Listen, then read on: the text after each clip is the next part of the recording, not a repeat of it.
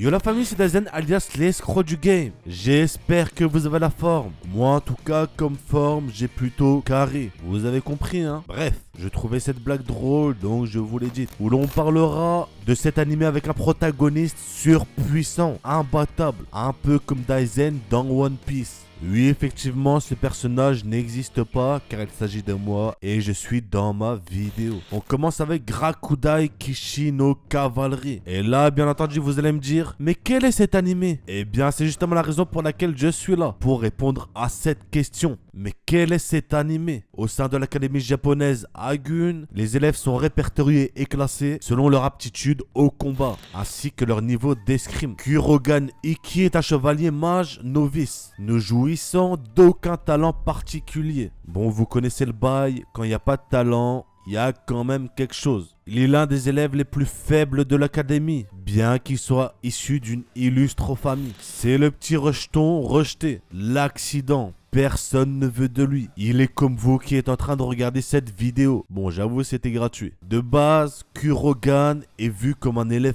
faible et est rejeté car il n'a aucune magie. Mais il s'avère que dans les faits, en combat, Kurogan soit incroyablement fort. J'en dis pas plus, je vous laisse découvrir la suite, que vous allez kiffer dans tous les cas. Parole de Daisen. Assassin Pride. Là, on est dans un monde où seuls les nobles sont capables d'utiliser la magie, plus particulièrement le mana. Mais Iliada est une jeune fille qui, bien que née noble, est incapable de l'utiliser. Cette anomalie a fait que des suspicions sur la probabilité d'une relation adultère dans la famille Angel ont été émises, causant des tensions entre plusieurs des grandes familles. Kufa, ceci est une blague. Kufa, un officier des forces spéciales, reçoit alors l'ordre de devenir son professeur particulier et d'enfin éveiller cette héritière sans talent au mana. The Rising of Feu. Bref, Naofumi a été invoqué dans un monde parallèle avec 3 autres personnes originaires de Japon parallèle pour devenir les héros de ce monde. Bon, on est dans un bail d'isekai. Chacun des héros est équipé de son propre équipement légendaire. Naofumi a reçu le bouclier légendaire, comme par hasard le seul équipement défensif, tandis que les autres ont reçu des armes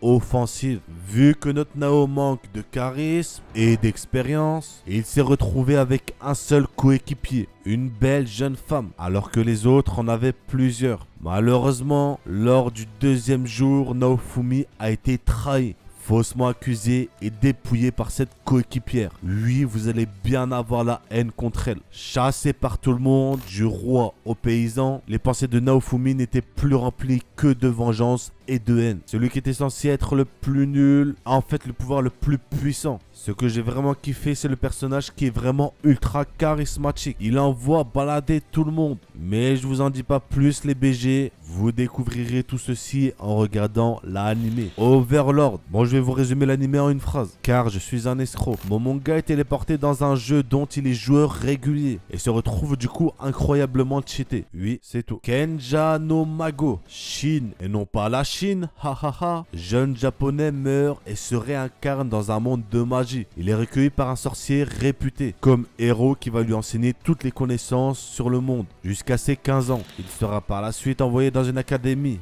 Bon, banal, oui. Mais vous allez kiffer la puissance de Shin qui est juste abusé. L'anime est vraiment kiffant à voir visuellement. Shinshu Yusha. Bon là comme d'hab on a un bail de héros qui doit tuer le roi démon, tout ça, tout ça. Mais la particularité de notre héros c'est qu'il est incroyablement prudent. Ce qui fait de cet anime un très bon anime. Car on jongle beaucoup entre le sérieux et l'humour. Et ça les amis, on aime. Isekai Mao Tushokan Shoujo no Dorei Majutsu. Oui, ce titre est long, très long. Mais ne vous fiez pas au titre car cet anime est incroyable les amis. Takuma est un gars ordinaire transporté dans un MMORPG. Lui-même joueur de ce jeu quand il était dans ce monde. Il incarne le puissant roi démon Diablo qu'il jouait. Bien sûr, tout ça accompagné de 2 jeunes filles, dont une loli. Et t'inquiète, ces 2 filles deviennent ses esclaves. On se demande pourquoi. Bon, du coup, si vous voulez un protagoniste puissant, vous allez vraiment être servi. Mis à part si vous prenez vos frites kebab sauce ketchup. Là, je vous sers pas. On arrive donc à la fin de la vidéo. Comme d'hab, si vous avez aimé, pouce bleu. Si ce n'est pas le cas, pouce bleu quand même. C'est un ordre de Dazen, donc vous obéissez. Et n'oubliez surtout pas, Dazen est un escroc. C'était Dazen. Sur ce, je vous dis à la prochaine.